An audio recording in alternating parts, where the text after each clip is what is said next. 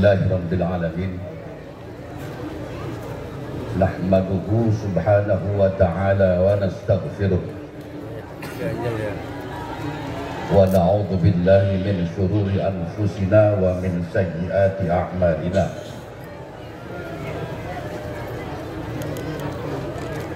May yahdihillahu fala mudilla lahu wa may yudlil fala hadiya lahu.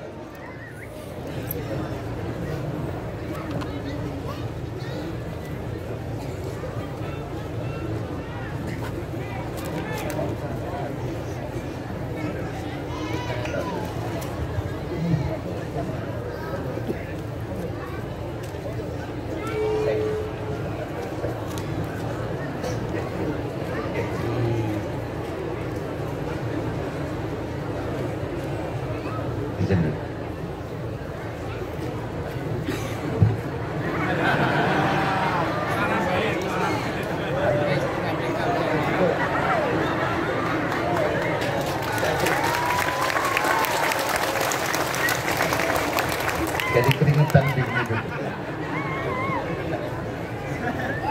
Nggak berani saya ini. Sama-sama di bawah, Bib. Nggak usah pakai kursi. Tebut.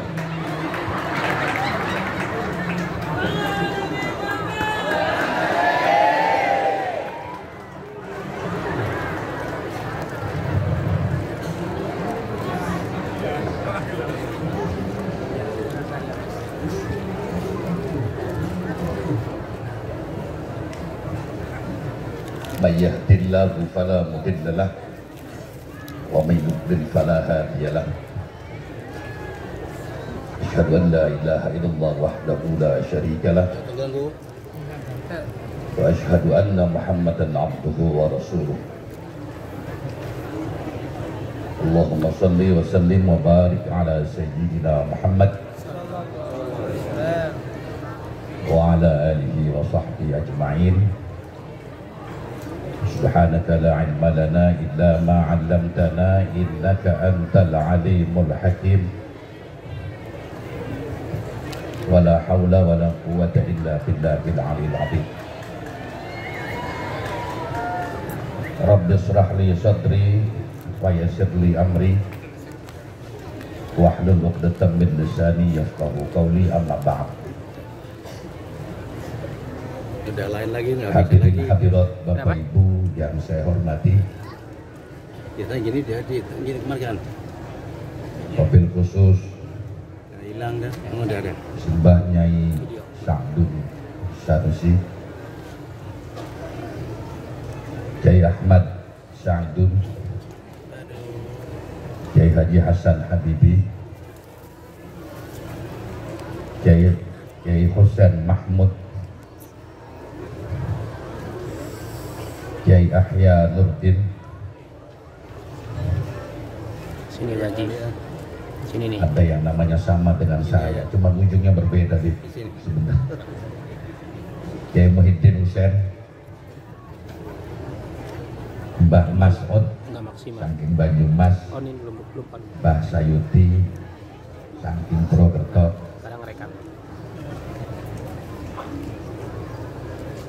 Habib Hasan bin Umar Balfaqih, mohon doa Habib. Alhamdulillah malam hari ini berkat inayah Allah subhanahu wa ta'ala kita dapat hadir di majlis haul Syekh Sanusi yang ke 39 dan haul Syekh Sa'dun Sanusi yang ke 13. Mudah-mudahan kehadiran kita di sini mendapat keberkahan dari Allah Subhanahu wa Ta'ala. Hadirin hadirat Bapak Ibu yang saya hormati, kegiatan semacam ini sesungguhnya cuma ada di kelompok Ahlus Sunnah wal Jamaah. Betul? Tidak ada di kelompok lain. Bahkan kelompok lain mengatakan ini gerakan atau kegiatan yang sia-sia yang mereka sebut dengan bid'ah. Tidak apa-apa, itu urusan dia. Sementara kita yang hobi dan suka melaksanakan kegiatan semacam ini jangan sampai hilang, karena ini kegiatan ulama-ulama as-salafus saleh, ulama-ulama terdahulu, ulama-ulama yang membimbing kita, yang mengajarkan kita dengan penuh keikhlasan, dan kita sebagai murid dan pengikutnya tanda bakti kepada guru.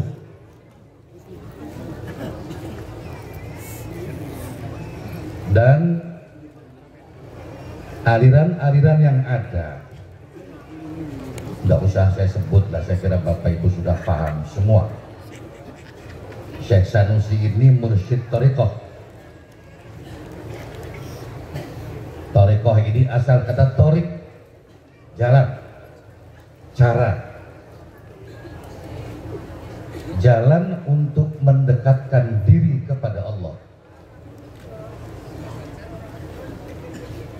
jalan untuk bertaqarrub ila Allah.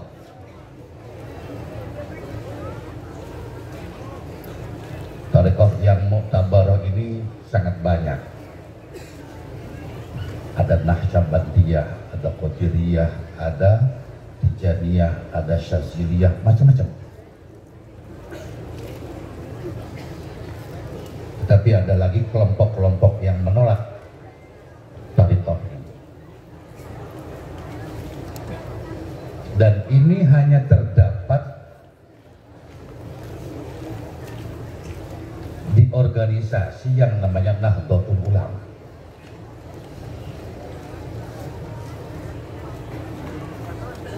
Kiai tanpa Habib kayak sayur tanpa garam.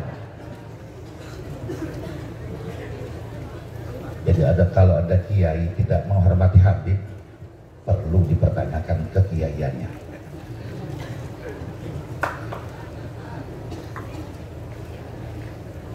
Bagaimanapun kita ini adalah pengikut baginda Rasulullah Sallallahu Alaihi Wasallam.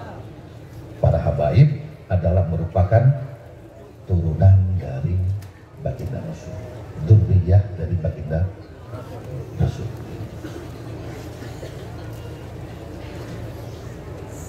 Nah, thariqah-thariqah yang ada, yang mu'tabarah, ini mempertahankan kaifiyah, tata cara berdakwah yang dipraktekkan baginda Rasul. Kalimat rahmatan lil alamin bukan sekedar lip service, bukan sekedar lisan saja. Para mursyid thariqah itu sangat menghayati makna rahmatan lil alamin.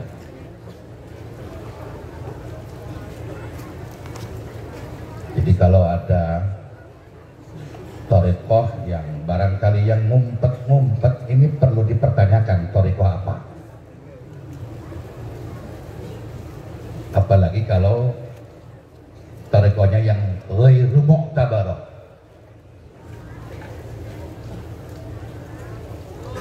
Tata cara baginda Rasul berdakwah itu dilanjutkan oleh para ulama, para habaib.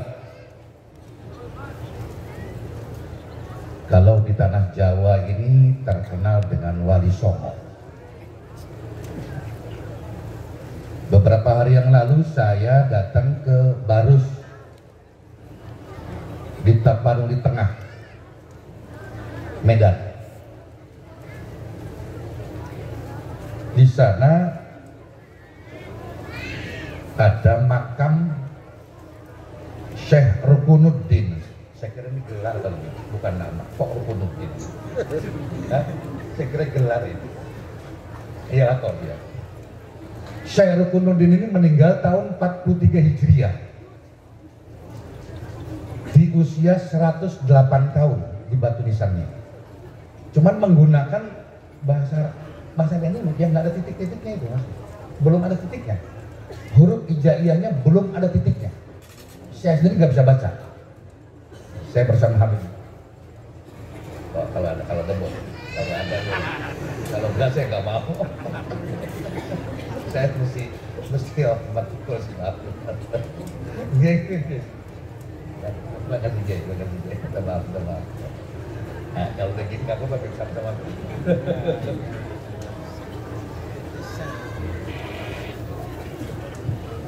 Sebelumnya saya cross check ke Habib Lutfi bin Yahya Pekalongan. Saya bilang sama Habib Lutfi, Bib, ini ada informasi di Barus, ternyata ada beberapa sahabat Nabi, termasuk Syekh Rukunuddin, dan ada Syekh Mahmud bin Abdurrahman bin Mu'az bin Jabal, cucu dari Mu'az bin Jabal, muhaddits, perawi hadis. Kalau dalam pelajaran kita sejarah di sekolah, itu kan ada dua versi Islam Indonesia ini. Kita ini diislamkan oleh pedagang dari Gujarat, dari Yaman mampir ke Gujarat, terus baru ke Indonesia. Ada yang mengatakan dari Tiongkok. Saya kira Tiongkok ini batal. Saya ngobrol sama kiai-kiai di ulama-ulama di Barus, waktu itu bersama-sama, kemarin ini sama-sama Kiai Ma'ruf. Saya bilang, ini Syekh Rukunuddin datang ke Barus tahun berapa ya? Diperkirakan Habib, diperkirakan setelah Fathu Makkah atau Hajjatul Wada. Boleh menggunakan istilah Hajjatul Wada, boleh istilah menggunakan Fathu Makkah, karena dua istilah ini pada yang sama, pada tempat yang sama. Jadi setelah Fathu Makkah, Syekh Rukunuddin berangkat ke Barus. Beberapa tahun kemudian diikuti oleh Syekh Mahmud, anaknya Syekh Abdurrahman bin Mu'ad bin Jabal. Dari obrolan saya terus sampaikan, ngobrol juga sebentar dengan Kiai Ma'ruf. Kiai Ma'ruf lantas menugaskan Pak Edi Rahmayadi, Gubernur Sumatera Utara, untuk membuat sejarah yang benar. Dan akhirnya saya panggil beberapa anak muda Habib yang memang bagian sejarah dia dan arkeologi untuk menelusuri sejarah ini. Kalau ini betul, jangan-jangan Indonesia sangat berperan aktif mengislamkan Asia Selatan dan Asia Tenggara. Menurut Habib Lutfi bin Yahya, ini lebih dulu daripada Wali Songo sekitar 400 atau 450 tahun. Lebih dulu. Oke, itu kita lepaskan. Wali Songo mengislamkan Jawa, tidak ada sejarah pun, mengedepankan kearifan lokal,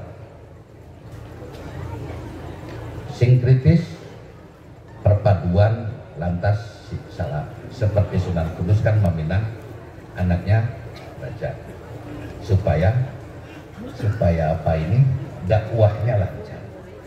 Suka atau tidak, kekuasaan itu sangat berpengaruh terhadap berlangsungnya dakwah Islamiyah di tanah Jawa ini.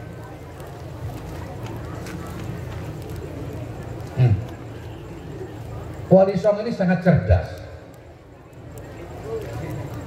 Ketika para aulia, saya kira mungkin bukan 9 lah, mungkin bisa jadi 30 barangkali, karena Maulana Ishaq nggak masuk di situ. Kan beberapa habaib, beberapa masyayikh nggak masuk di kelompok 9 wali. Saya kira mungkin bisa jadi 100 barangkali.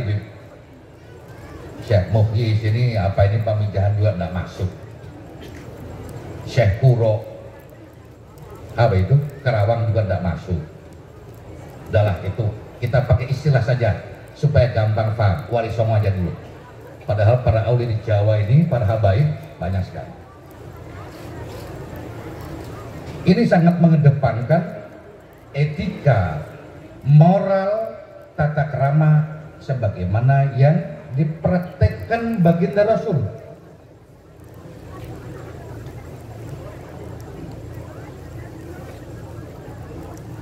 Ketika itu masyarakat di Pulau Jawa ini sebagian sudah beragama Hindu, senang wayang. Lantas istilah perwayangan ini pun diislamkan.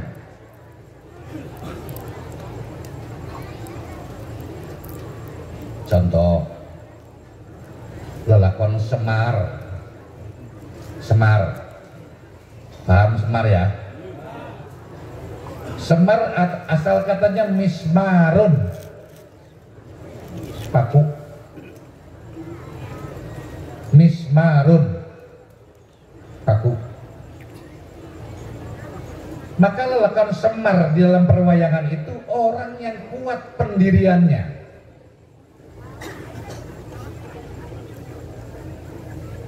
Cuma memang barangkali begini, kita ini orang Jawa nih kadang-kadang dengar bahasa Arab suka kepleset, Bib. Mismarun jadi Semar. Hah? Mismarun. Yang kedua, Petruk.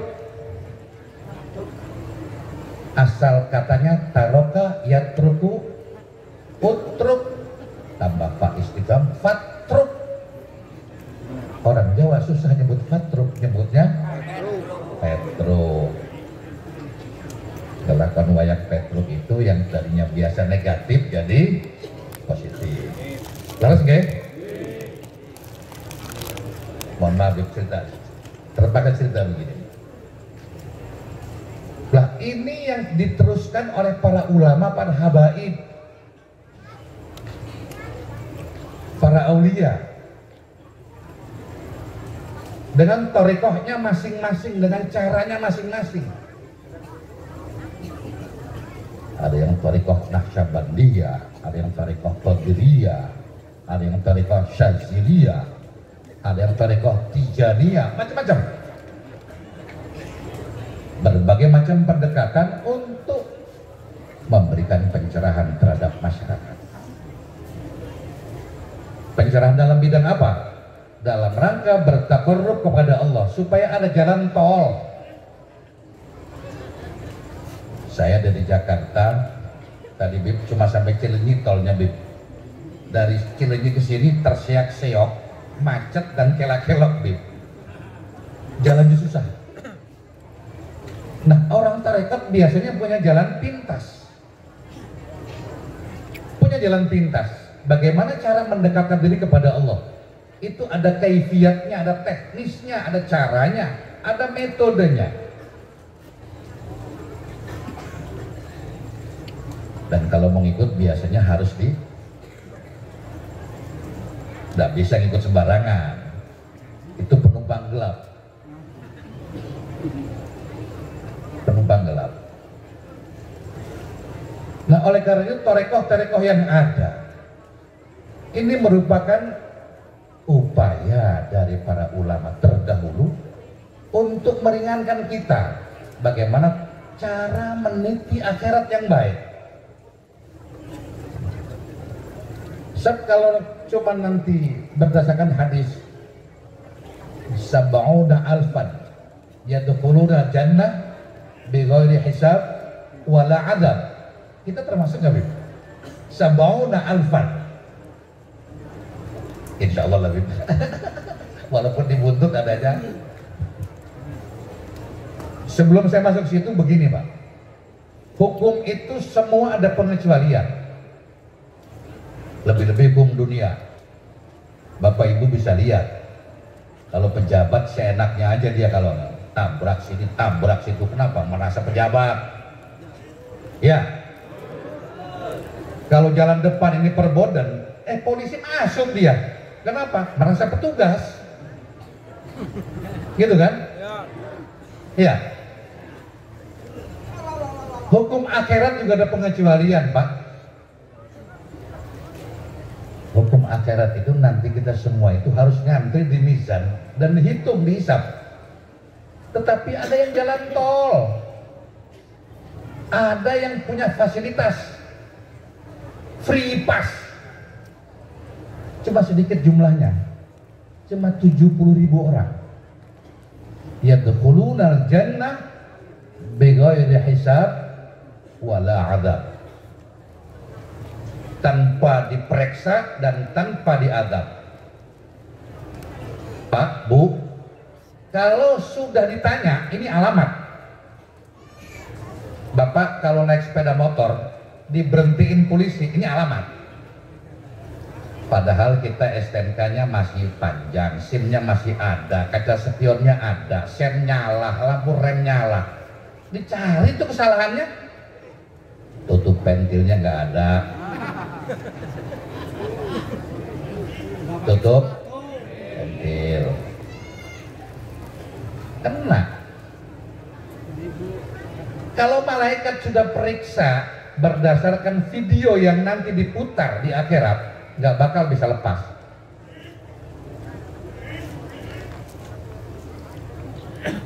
Nama Ali, nih kata malaikat, Lik sini Lik, tuh video itu, tuh filmnya, iya. Begitu diputar udah pasti ada yang nyangkut, pasti ada yang nyangkut. Kayak polisi tadi, kalau sudah diberhentiin, nah ini udah siapin dah duit. Paling sedikit 50, paling gede 100, tutup pentil itu. Padahal semuanya lengkap. Maka dalam hadis Nabi itu sab'una alfan yadkhulunal jannah bighairi hisab wala adab. 70.000 orang yang masuk surga tanpa dihisab, apalagi diadab.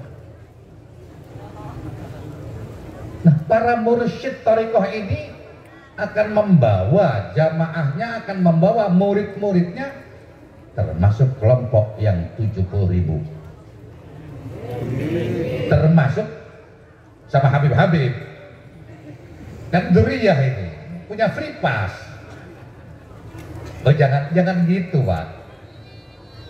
Ini punya acara nih. Kalau duriyah bebas nggak? Bebas kan? Bisa masukin siapa aja kan? Kalau durian Nabi bebas nggak? Tapi bukan berarti bebas nggak boleh sholat, Bi. Nggak sholat.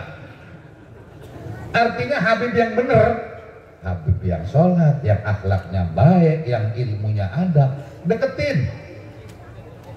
Karena ini akan punya free pass, pas yang bebas. Bapak Ibu yang saya hormati, syafaat itu konon kabarnya tidak langsung ke baginda Rasul.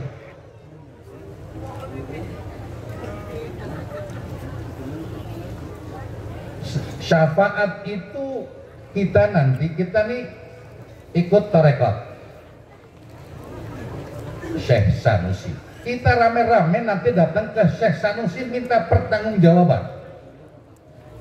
Syekh Sanusi, saya akan ikut panjenengan di tarekat. Saya minta perlindungan dan bantuan sekarang di akhirat itu. Kata Syekh Sanusi, saya juga punya mursyid. Ayo datang ke mursyid saya. Datang ke mursyidnya Syekh Sanusi. Terus begitu berjenjang, mursyidnya ke mursyidnya lagi, mursyidnya ke, sampai kepada baginda Rasul. Tidak langsung kita ini ketemu baginda Rasul. Malam ini kita ketemu Habib, nanti minta pertanggungjawab Habib. Kan dulu waktu haul Syekh Sanusi saya bareng-bareng panjenengan. Ayo Bib, kasih free pass Bib. Kalau nggak mau kita gembengin aja bajunya, supaya jangan lari gitu. Dan itu berjenjang, syafaat itu berjenjang. Maka dalam tarekat, dalam keilmuan, sanad keilmuan itu penting, sanad tarekat itu penting. Kalau tarekat tidak punya sanad, tarekat abal-abal. Kalau ilmu tidak punya sanad, ilmunya juga abal-abal. Maka kalau ngaji, kalau ikut tarekat yang mursyidnya jelas, yang ustadz dan kiainya jelas, yang sanad keilmuannya sampai kepada baginda Rasul. Tarekat itu begitu. Tarekat yang mursyidnya jelas, sanadnya sampai kepada baginda Rasul. Bapak Ibu yang saya hormati, ngapain juga saya datang dari Jakarta capek-capek ke sini. Saya kan pengen bonceng juga sama Syekh Sanusi. Walaupun ada di ujung di belakang. Jika di akhirat nanti, Syekh Sanusi kan saya pernah datang ke hal panjenengan yang bantuin saya. Dan konon kabarnya itu katanya nanti manusia itu keringatnya ada yang semata kaki, ada yang selutut, ada yang sepinggang, bahkan ada yang cuma berapa menit aja? Tergantung amal ibadahnya. 20 menit. Kalau kita punya cantelan yang kuat, pertalian yang kuat, insya Allah jangan putus talinya. Jangan putus talinya. Kita pegang erat-erat, pegang kuat-kuat supaya sanad ini muttasil. Jangan sanad yang munfasil. Kalau sanad munfasil terputus, ya sudah, kita tenggelam di lautan keringat yang begitu dahsyatnya. Nah, ulama-ulama ini selalu mendambakan, ingin menyelamatkan murid-muridnya, jamaahnya, pengikutnya. Memorinya nggak cukup, Pak. Jadi cukup nggak bisa ngerekam lagi. Di samping para ulama, para habaib juga sangat peka terhadap kearifan lokal. Enten tiang Kudus, betul kan? Mohon maaf kalau salah. Di Kudus itu, ketika Sunan Kudus datang ke Kudus, masyarakat Kudus sebagian sudah beragama Hindu. Beragama Hindu. Ketika Sunan Kudus menyampaikan dakwah Islamiyah, bagaimana cara beliau, cara panjenengan itu supaya tidak menyentuh dan menyinggung perasaan masyarakat Hindu. Datang Idul Adha. Ketika Idul Adha, Sunan Kudus menganjurkan umat Islam potong hewan korbannya, kalau nggak kambing, kerbau. Jangan sapi. Kenapa? Karena masyarakat Hindu menganggap sapi itu hewan yang dianggap terhormat. Sampai dengan hari ini masyarakat Kudus kalau Idul Adha potongnya kalau nggak kambing, kerbau. Ini sebuah kearifan lokal. Kenapa enggak? Sepanjang kearifan lokal itu tidak bertentangan dengan syariat dan akidah. Contoh tadi kayak wayang, diislamkan Petruk, Semar. Cuma karena lidah orang Jawa susah nyebut Mismarun, Semar. Susah nyebut Fatruk, jadi Petruk. Memang lidah susah. Kan juga banyak sebagian kiai-kiai di Jawa Tengah, Jawa Timur, kalau nyebut hak susah, nyebutnya kak. Mau kemana Pak Kaji? Ya, Pak Kaji. Al-Fatihah. Al-Fatihah. Ini kearifan lokal. Apakah nggak ngerti? Loh, kiai-kiai itu. Sebagian guru-guru saya sekarang masih hidup yang sepuh-sepuh itu masih nyebutnya Al-Fatihah. Kan mestinya Al-Fatihah. Tapi memang ya orang Jawa ya seperti itu. Orang Sunda juga sama. Orang Sunda bib kalau nyebut zal sama zai nyebutnya ja. Nyebutnya yang susah kalau dia baca idaja. dibalik-balik ijazah. Ini orang Sunda. Minta maaf, ini bukan maksudnya mau mendiskreditkan, saya hanya menyebutkan kearifan lokal. Sehingga kita ini kadang-kadang dibuat bodoh sama orang Sunda. Contoh, sudah menasional nih. Mohon kan izin nih. Ya kan Bib? Zal kan? Mohon izin. Tapi yang terjadi apa sekarang? Mohon izin. Ya. Mohon, karena orang Sunda sebut susah nyebut zal. Nyebutnya ja. Mohon izin. Dan kita mengiyakan itu. Ayo. Iya enggak? Ini goblok bareng-bareng kita. Dibikin goblok sama orang Sunda. Mestinya kan mohon izin, tapi mereka bilang mohon izin. Orang Jawa ikut mohon izin, orang Betawi ikut mohon izin, nasional ikut mohon izin. Di perkantoran izin Pak, bukan izin sekarang, izin Pak. Hari ini saya nggak bisa ikut kegiatan, izin. Sudah dimaklum tuh. Jadi banyak perusak bahasa ini, banyak perusak bahasa. Orang Betawi juga perusak juga, karena saya orang Betawi kebetulan. Seperti kalimat anta. Ente mau kemana? Perusak. Udahlah, kita semua perusak bahasa ini. Mohon dimaklum, Bib. Jangan diomel-omelin, Bib. Jadi kita ini memang susah menyebut dengan fasih bahasa Arab. Tetapi para ulama memaklumi ini. Yang orang Sunda tadi ya begitu modelnya, orang Jawa begitu modelnya, orang Betawi juga begitu modelnya. Ya sudah maklum. Sepanjang itu tidak terjadi dalam sholat. Sepanjang tidak terjadi dalam. Kalau sholat Fatihah ini kan rukun. Coba kalau di luar sholat kan seringkali kiai Alhamdulillahirabbil alamin. Nggak apa-apa kalau di luar sholat. Dalam sholat nggak boleh. Karena Fatihah merupakan rukun. La sholata illa bi fatihatil kitab. Tidak sah sholat seseorang tanpa membaca. Sebenarnya saya nggak perlu dalil ini, Bib. Wow, di sini dalil itu sama dengan garimin laut, Bib. Dan saya mau cerita aja lah. Dalil ini nggak lucu di sini. Kalau di tempat lain dalil diperlukan, di sini nggak diperlukan dalil.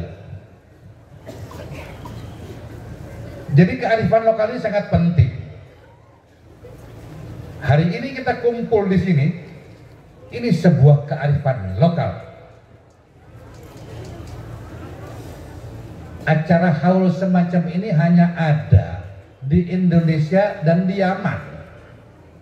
Di luar itu ada tapi langka, jarang. Di Mesir nggak ada. Di Mesir nggak ada. Di Tunis juga nggak ada, Bib. Nggak tahu di Maroko. Di Saudi jelas nggak ada. Saya ngomong pelan-pelan, Bib, Saudi, Bib.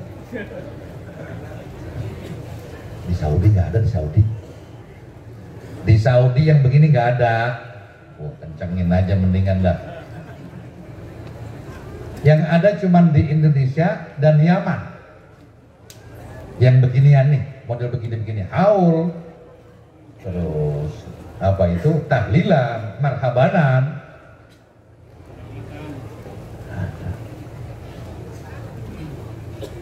Dan ini harus kita pertahankan karena ada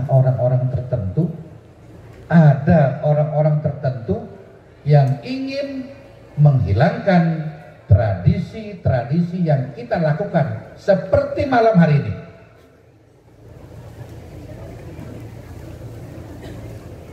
Saya agak heran juga, Bim. Sekarang ada orang yang gaya-gayaan gitu. Kita kembali kepada Al-Quran dan hadis. Pertanyaannya, Al-Quran yang mana, hadis yang mana? Gaya dia, pakai gamis, Bim. Pakai imamah, pakai imamah juga, gaya lah. Quran, hadis, Quran. Saya kadang-kadang agak kasar, Bim. geblek nih orang nih. Quran yang mana, hadis yang mana lagi? Kan gitu. Seakan-akan dia seperti yang paling sunni, yang paling bersih dari khurafat. Kita dianggap ini orang-orang apa ini kita ini? Oleh mereka, biarin urusan dia mau ngata-ngatain. Cuma herannya saya heran betul. Katanya mereka paling islami, paling, tapi markas besarnya ada di London. London itu ada di mana, Pak? Inggris. Inggris itu siapa? Inggris itu biangnya Yahudi. Walan tarduka antal Yahudi walan Nasara hatta. Ngapain kok organisasi Islam katanya markas besarnya ada di London?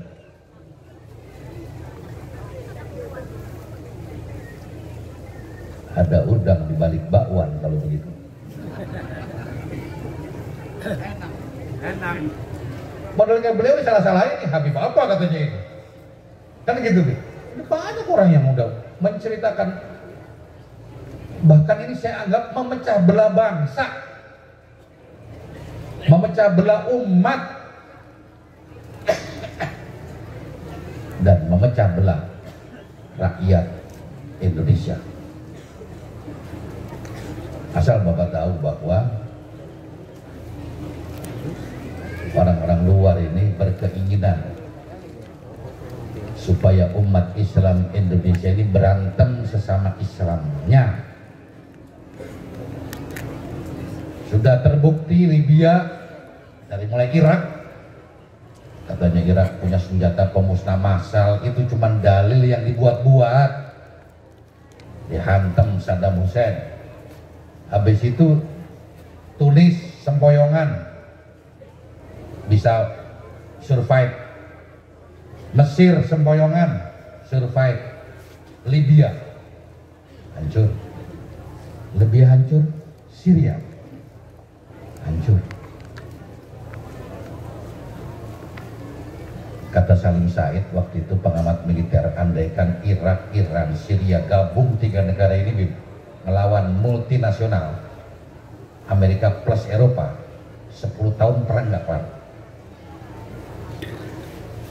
Islam cuma 3 negara, Irak, Iran, Syria.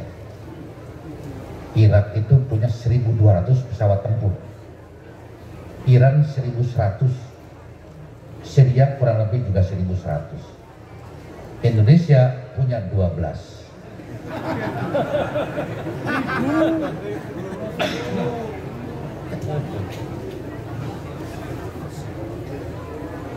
Itu andaikan sekali berangkat pesawat 1.000 bit, bombardir pihak lawan, datang ini berangkat lagi 1.000, ini aplusan per 1.000 pesawat. Kayak orang kerja kan 3 shift tuh, perang 3 shift juga, 10 tahun nggak kelar dan belum tentu ada yang menang kalau kompak.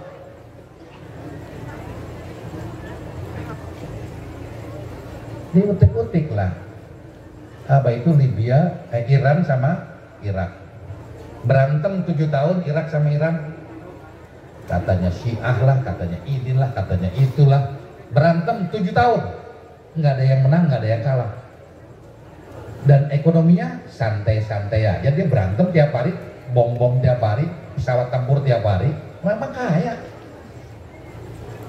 Negara luar ini udah mulai khawatir, wah ini 7 tahun berantem nggak ada yang bengep, nggak ada yang benjol, nggak ada yang patah tangannya. Wah ini bahaya, ini mesti diinfiltrasi, penyusupan ke dalam. Mulai suku Kurdi diutak-atik, suku ini diutak-atik, suruh berantem.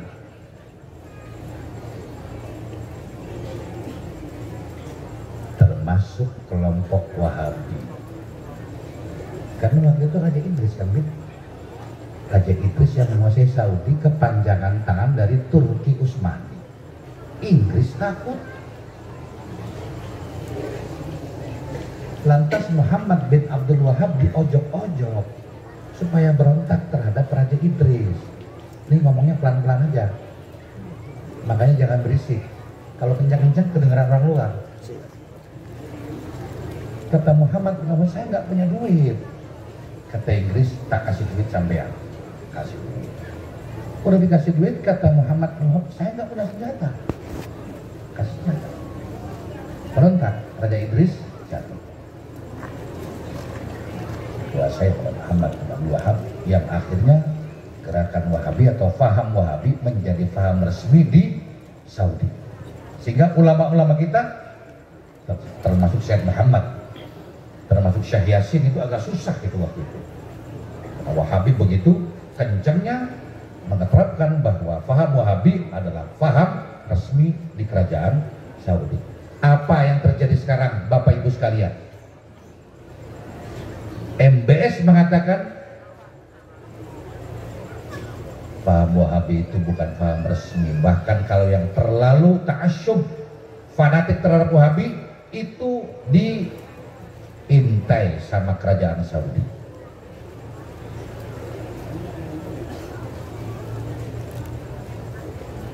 Jadi ini kepentingan sesaat, kepentingan orang-orang luar untuk mengadu domba kita umat Islam supaya kita berseteru berantem sesama umat Islam. Oleh karena itu, lewat majelis haul pada malam hari ini, yuk kita rapatkan barisan,